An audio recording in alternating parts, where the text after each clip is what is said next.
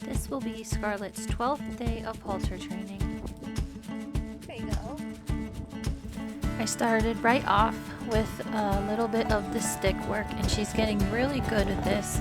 I started doing it on her legs more, under her belly. I'm still trying to get these hair clods off of her. I have started to push her around more. Now I'm just trying to get her closer to the rope. She's picked up on that pretty quickly.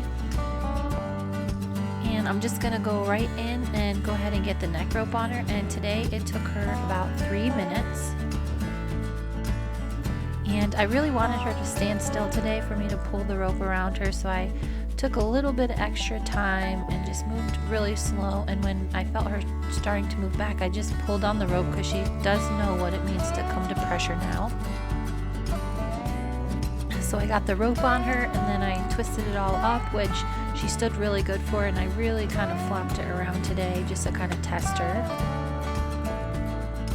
And she seemed really happy today. She wasn't super scared. She really was accepting things.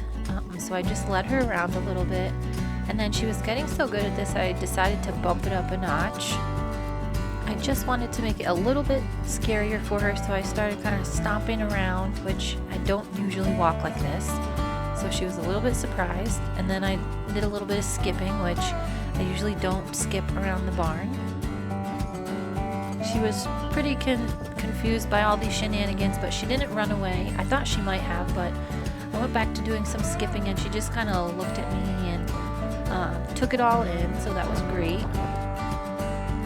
And then I went back in and did some more stick work on her, and my plan was to introduce the halter to her again, which, since she was so calm, I did decide to do. There I'm working on her legs, going around her belly, the front of her back legs. Those are pretty hard places for a horse like her to accept, so she was doing really, really well.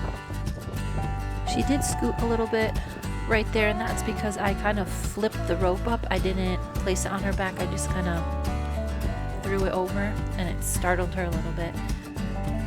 But here I'm actually putting the end of my string in the end of the crown piece of the halter, and I'm gonna pull it over her head, kind of like I pulled over the neck rope, same kind of motion. So I'm just gonna go in and slide the crown piece of the halter across the back of her neck, and then as the nose piece gets close to her nose, I'm just gonna wait for her to touch it and then pull it back around. So here I'm just going in again, sliding, and when she touches the nose piece, I will just release and take it away. So I don't know if anybody noticed, but I actually have this halter on inside out. So I was hoping to be able to tie it on her right side, which is the opposite of how it usually works. But as we moved along in the session, I thought, well, maybe I'll switch it up and loop the crown around her neck the traditional way and let her see the majority of the halter out of that right eye, because she's more confident on that side. I really wasn't planning on actually tying the halter today, so it didn't matter that I probably wasn't going to be able to get on that left side to tie it when I did get it on her face. So I kept bringing the halter up to her face, and every time she touched it and got curious, I released until finally she just stood still, and I looped it right there on her nose.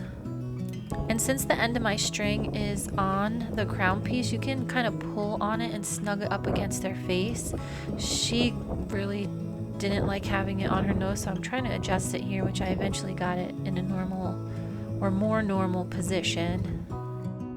And you can see my string run through the end of the crown piece, which is not tied, but the halter is on her head. She won't be able to get it off this way, and I just pull her around a little bit like we've been doing with the neck rope to get her comfortable just having it on her face. And then I went back in and I took the halter off and I gave her some scratches, and then I just went ahead and I did it all over again just so she would get used to it.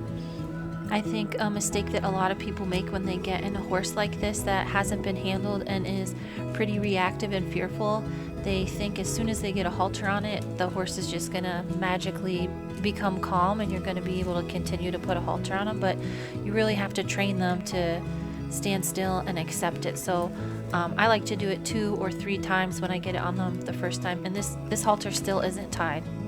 At this point, I had worked her for about 40 minutes, so I thought that would be the perfect place to stop. I think overall today's session was really great. Scarlett's really coming along. I hope you guys can see the difference between using this method and some of the ones you may have seen before, like just roping them or putting them in a squeeze chute and slapping a halter on them. This way for sure takes a lot longer, but I'm really thinking about the long-term goal, and that is creating a calm, confident, curious horse that is easy to train. So this method just works the best for me.